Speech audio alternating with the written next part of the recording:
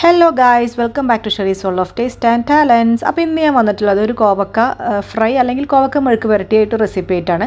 സാധാരണ ഉണ്ടാക്കുന്ന രീതിയിലല്ല, ഇത് വ്യത്യസ്തമായിട്ട് രീതിയിലാണ് ഉണ്ടാക്കുന്നത്. എനിക്കിട്ടോ, നിങ്ങൾക്ക് എങ്ങനെയെന്ന് അറിയില്ല. അപ്പോൾ അതെങ്ങനെ ഉണ്ടാക്കുന്നതെന്ന് നോക്കാം.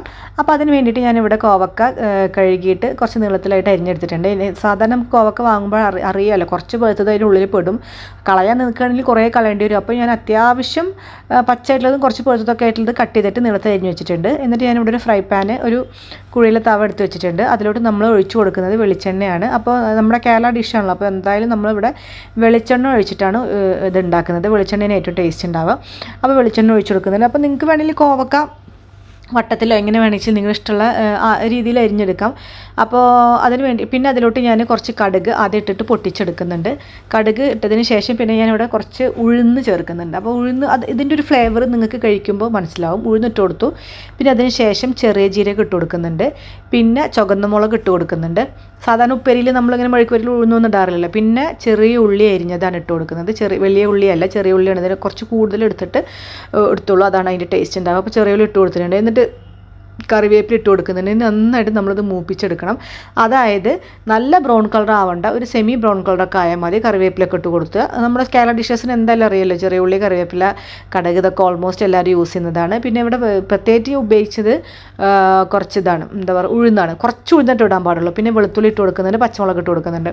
അപ്പോൾ ഉഴുന്ന് ഞാൻ പറയാനുള്ള കുറച്ച് കൂടുതൽ ഇടരുത്, കുറച്ച് ഉഴുന്ന് മതി. ഇതെന്തായാലും കഴിക്കുമ്പോൾ ആ ഉഴുന്നിൻ്റെ ഒരു ഫ്ലേവർ എനിക്കിഷ്ടമാണ്, നല്ല ടേസ്റ്റുമാണ്. അതാണ് ഇതൊരു പ്രത്യേക രീതിയിലാണ് ഉണ്ടാക്കുന്നതെന്ന് പറഞ്ഞത്. അപ്പോൾ ഇത്രയും വെളുത്തുള്ളിയൊക്കെ ഇട്ട് കൊടുത്തു, പച്ചമുളകൊക്കെ ഇട്ട് കൊടുത്തു. നിങ്ങളുടെ എരിവിൻ്റെ ആവശ്യത്തിനുള്ള ചുവന്നമുളകും പച്ചമുളകും, എരിവ് കൂടുതൽ ആവശ്യമുള്ളവർക്ക് ഇടാം. എന്തായാലും ഇതിൽ കുറച്ച് മുളക് പൊടി ഉപയോഗിക്കുന്നുണ്ട് നമ്മൾ. ഓക്കെ, അപ്പോൾ അതൊക്കെ ഉള്ളിയൊക്കെ വഴറ്റിയെടുത്തതിന് ശേഷം അതിലോട്ട് നമ്മൾ അരിഞ്ഞു വെച്ച കോവയ്ക്ക ഇട്ട് കൊടുക്കുകയാണ്. ഞങ്ങളുടെ നാട്ടിൽ കോവയ്ക്ക എന്ന് പറയുന്നത്, കാണുന്ന നിങ്ങളൊക്കെ അവിടെ എന്താ പറയുകയെന്ന് എനിക്കറിയില്ല. നല്ലൊരു ഗുണങ്ങൾ, അതായത് ഈ ഷുഗർ പേഷ്യൻസിനൊക്കെ ഇത് നല്ലതാണെന്ന് പറയുന്നത് കേട്ടിട്ടുണ്ട്. അപ്പോൾ ഇതൊക്കെ നമ്മുടെ ഡയറ്റിൽ എപ്പോഴും ഉൾപ്പെടുത്തുകയാണെങ്കിൽ, ഉപ്പേരിക്കൊക്കെ എപ്പോഴും ഉൾപ്പെടുത്തുകയാണെങ്കിൽ വളരെ നല്ലതാണ്. നല്ല പോഷക ഗുണങ്ങളുള്ള ഒരു വെജിറ്റബിളാണ് കോവയ്ക്ക. സാധാരണ നമ്മുടെ നാട്ടിലിങ്ങനെ നമ്മുടെ വീടിൻ്റെ അപ്പുറത്തുള്ള വേലിയിലും തൊടിയിലൊക്കെ ഉണ്ടാകുന്ന സാധനമാണ് ഈ കോവയ്ക്ക. ചില കോവയ്ക്ക് കുറച്ച് കയ്പ്പുണ്ടാകും. അപ്പോൾ അത് നോക്കിയിട്ട് നിങ്ങൾ വാങ്ങിക്കുക. ഈ പച്ച, ഇതിന് ഈ ഉപ്പേരിക്ക്, ഈ മെഴുക്കുപേരി ഉണ്ടാക്കാൻ പച്ച കോവയ്ക്ക എടുക്കണം ഏറ്റവും ബെസ്റ്റ്. ഞാനിപ്പോൾ അതിൽ കോവയ്ക്ക കുറച്ച് വേവുള്ള സാധനം, അപ്പോൾ അത് വേവാൻ ആവശ്യത്തിനുള്ള കുറച്ച് വെള്ളം ഞാൻ ഇട്ട് കൊടുത്തിട്ടുണ്ട്. അടി കട്ടിയുള്ള തവ എടുത്തിട്ട് വേണം നിങ്ങൾ ഉണ്ടാക്കാൻ. അതിൻ്റെ ചെറിയ ഫ്ലെയിം ഇട്ടിട്ട്, ഒരു മീഡിയം ഫ്ലെയിമും അല്ല ചെറിയ ഫ്ലെയിമില്ല, അതിൻ്റെ ഇടയ്ക്കുള്ളൊരു ഫ്ലെയിം ഇട്ടിട്ട് അത് അടച്ച് വെച്ചിട്ട് ഞാൻ വേവിക്കുകയാണ്. ആവശ്യത്തിന് ഉപ്പൊക്കെ ഇട്ട് കൊടുത്തിട്ടുണ്ട്. അപ്പോൾ അടച്ച് വെച്ച്, അപ്പോൾ ഇതൊരു ശരിക്കും പറഞ്ഞാൽ ഒരു ഹാഫ് കുക്ക് ആയിട്ടുണ്ട് ഈ സാധനം. ഇനിയാണ് നമ്മൾ ഇതിലോട്ട് പൊടികൾ ചേർക്കുന്നത്.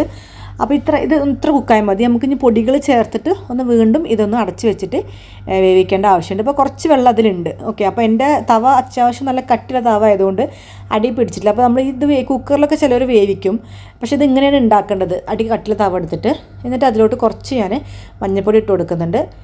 പിന്നെ അതിന് ശേഷം കുറച്ച് മുളക് പൊടി, ഞാൻ പറഞ്ഞില്ല അതിൽ മുളക് പൊടി ചേർക്കുക. പച്ചമുളകും ഡ്രൈ ചില്ലി, മുളക് പൊടി എല്ലാം ചേർത്തിട്ടുണ്ട്. പിന്നെ കുറച്ച് മല്ലിപ്പൊടി ചേർക്കുന്നുണ്ട്. പിന്നീടുള്ള ഇൻഗ്രീഡിയൻ്റ് എന്ന് പറയുന്നത് പെരിഞ്ജീരകത്തിൻ്റെ പൊടി, അത് ഇതിൽ ചേർത്ത് കൊടുക്കുന്നുണ്ട് കേട്ടോ. അപ്പോൾ നല്ലൊരു ഫ്ലേവർ കിട്ടും ഈ പെരിഞ്ജീരകത്തിൻ്റെ പൊടിയൊക്കെ ഇട്ട് കൊടുക്കുമ്പോൾ. ശരിക്കും പറഞ്ഞു കഴിഞ്ഞാൽ നമുക്ക് ചോറിന് ഇങ്ങനെ കറി ഇല്ലെങ്കിൽ പോലും ഇതൊരു ഇങ്ങനെ കുഴച്ച് ചോറിൻ്റെ കൂടെ തിന്നാം. അത് നല്ല ടേസ്റ്റാണ്. ഒരു പ്രത്യേക ടേസ്റ്റിൽ നമുക്കിത് കഴിക്കാം. അപ്പോൾ അത് പ്രത്യേകം പറയല്ല, ചോറിൻ്റെ കൂടെ ഇപ്പോൾ നമുക്ക് ഇനി ഒരു തൈര് കൂട്ടാനുണ്ടായാൽ മതി. ഈ കോവയ്ക്ക മെഴുക്ക് പുരട്ടിയും കൂടി എന്നുണ്ടെങ്കിൽ ഒരു തൈര് കൂട്ടാനും കൂടെ. അപ്പോൾ ഇത് ഈ മുളക് പൊടിയും മഞ്ഞപ്പൊടിയും മല്ലിപ്പൊടിയും പെരിഞ്ജീരകത്തിൻ്റെ പൊടിയൊക്കെ ഇട്ടിട്ട് നന്നായിട്ട് ഇളക്കി കൊടുത്ത് യോജിപ്പിച്ച്, ഇതിങ്ങനെ ഇങ്ങനെ ഇടയ്ക്ക് യോജിപ്പിച്ചെടുക്കണം. എല്ലായിടത്തും ആ പൊടികൾ പിടിക്കുന്നവരെ നന്നായിട്ട് യോജിപ്പിച്ചെടുത്തിട്ട് ഇത് നമ്മളൊന്ന് അടച്ച് വെച്ചിട്ട് ഒരു 5 മിനിറ്റ് കൂടി വേവിച്ചെടുക്കണം. അപ്പോൾ അത് ഏകദേശം 5 മിനിറ്റൊക്കെ ആയി. അപ്പോൾ തുറന്നു. അപ്പോൾ ഏകദേശം അതിലത്തെ വെള്ളമൊക്കെ വറ്റി ഫ്രൈ ആയിട്ട്. നിങ്ങൾക്ക് വേണമെങ്കിൽ ഇനി ഇതിൽ കുറച്ചും കൂടി എണ്ണ ഒഴിച്ചിട്ട് ഇതിങ്ങനെ മൂപ്പിച്ചെടുക്കാം. അപ്പോൾ അത്രത്തോളം എണ്ണയുടെ കൺസപ്ഷൻ നമുക്ക് കൂടും കഴിക്കുമ്പോൾ. പക്ഷേ ഞാൻ അങ്ങനെ എത്ര നേരം ഇടുന്നില്ല, അത്യാവശ്യം എണ്ണ ഒഴിച്ചിട്ടാണൊക്കെ ഉണ്ടാക്കിക്കുന്നത്. അപ്പോൾ ഏകദേശം നമ്മുടെ കോവക്ക ഫ്രൈ ഇവിടെ റെഡി ആയിട്ടുണ്ട്. അതായത് എണ്ണയിൽ പൊരിച്ചെടുക്കാത്ത കോവക്ക ഫ്രൈ, അല്ലെങ്കിൽ മെഴുക്ക് പുരട്ടി എന്ന് പറയാം. ഈ രീതിയിൽ സാധാരണ നമ്മൾ മെഴുക്ക് പുരട്ടിയിൽ മല്ലിപ്പൊടി മുളക് പൊടിയും ചേർക്കില്ലല്ലോ. അപ്പോൾ എൻ്റെ കുറച്ച് ഉപ്പ് കുറവായിരുന്നു. അപ്പോൾ ഞാൻ വീണ്ടും ഉപ്പ് ഇട്ട് കൊടുത്തിട്ട് ഒന്നും കൂടി അടച്ച് വെച്ച് വേവിക്കുന്നുണ്ട്. ഈ മുളക് പൊടിയൊക്കെ വീണ്ടും മല്ലിപ്പൊടിയൊക്കെ ഇട്ട കാരണം കുറച്ച് ഉപ്പ് കുറവായിട്ട് എനിക്ക് തോന്നി. അപ്പോൾ ഞാൻ വീണ്ടും ഉപ്പിട്ട് കൊടുത്തിട്ട് ഒരു 5 മിനിറ്റ് കൂടി വേവിക്കുകയാണ്. അപ്പോൾ അത് കഴിഞ്ഞ് നമ്മുടെ കോവയ്ക്ക മെഴുക്ക് വരട്ടി ഇവിടെ റെഡി ആയിട്ടുണ്ട്. അപ്പോൾ ഇതാ വീണ്ടും റെഡിയായി എല്ലാം. ഇത് എന്തായാലും ഈ കോവയ്ക്കയ്ക്ക് ഭയങ്കര വേവുള്ള സംഭവമാണ്, പെട്ടെന്നൊന്നും വെന്ത് കിട്ടില്ല. കുക്കറിലൊക്കെ ഇട്ട് ഒരു വട്ടം അടിച്ചിട്ടൊക്കെ വേവിക്കണവരുണ്ട്. അപ്പോൾ ഇതിങ്ങനെയാണ് ഉണ്ടാക്കേണ്ടത്. അപ്പോൾ നമ്മുടെ കോവക്ക ഫ്രൈ അല്ലെങ്കിൽ കോവക്ക മെഴുക്ക് വരട്ടി ഇവിടെ റെഡി ആയിട്ട് എന്ത് വേണമെങ്കിലും പറയാം. എന്തായാലും ഇത് ചോറിൻ്റെ കൂടെ നല്ല ടേസ്റ്റ് ആട്ടോ. എന്താ വെച്ചാൽ ചോറ് തൈര് കൂട്ടാൻ അല്ലെങ്കിൽ വെറുതെ ഒരു പച്ച തൈര് ഉണ്ടെങ്കിലും ഈ മെഴുക്ക് പുരട്ടി ഉണ്ടെങ്കിൽ സുഖമായിട്ട് നിങ്ങൾക്ക് കോവക്ക മെഴുക്ക് പുരട്ടി തിന്നാം.